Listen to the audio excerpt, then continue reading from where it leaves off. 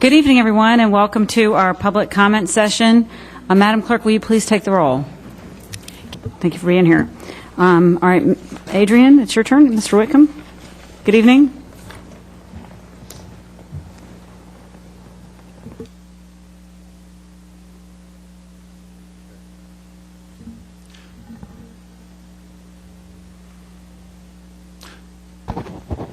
Good evening.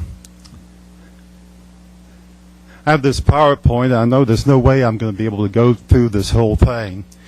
But what I want to emphasize is that Fort Monroe as a national park has been popular all along. As you can see in polls in the Daily Press and the Virginia Post last year, 87%, 92%, and this was implying all of Fort Monroe. Also, there were petitions with over 7,000 signatures. There were almost 3,000 people responded to the NPS last year, comments online or by mail.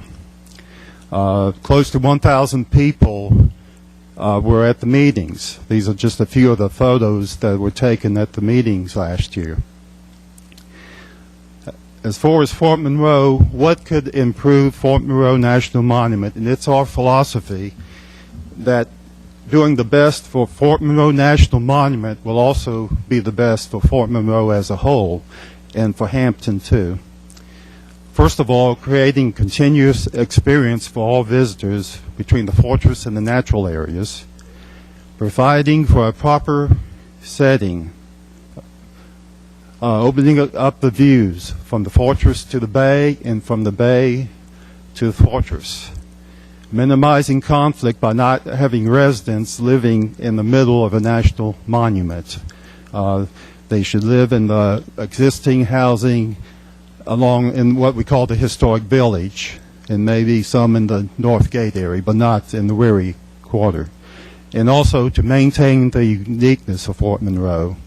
So what we emphasize is unity.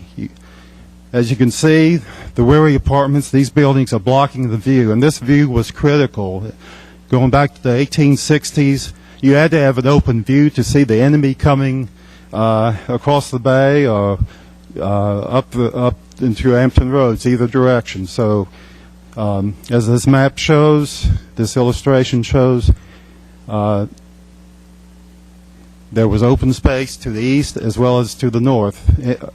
There was very limited development, and it was on the west side. So, and this is a photo showing how close development is to the natural areas, to the fortress. I'm running out of time. I want to mention Mind Mixer. The best way to get to Mind Mixer is to go to our website first, Fort Monroe Citizens. There have been over 1,000 comments on Mind Mixer. The number one idea was to add the Weary Quarter to the National Monument. And we would like to see this concept, number two, with a green Weary. And please go to our website, fortmonroecitizens.org.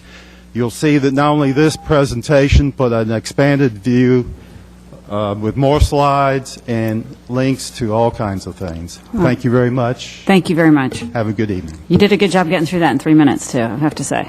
Thank you. Good job. I want you to give a seminar to staff after the meeting, so we can get them to do their PowerPoints as fast. Yes, I have. Okay. All right. All right. Thank you so much. That is Mr. Whitcomb was the last citizen I have signed up to speak. Would anyone else like to address council this evening?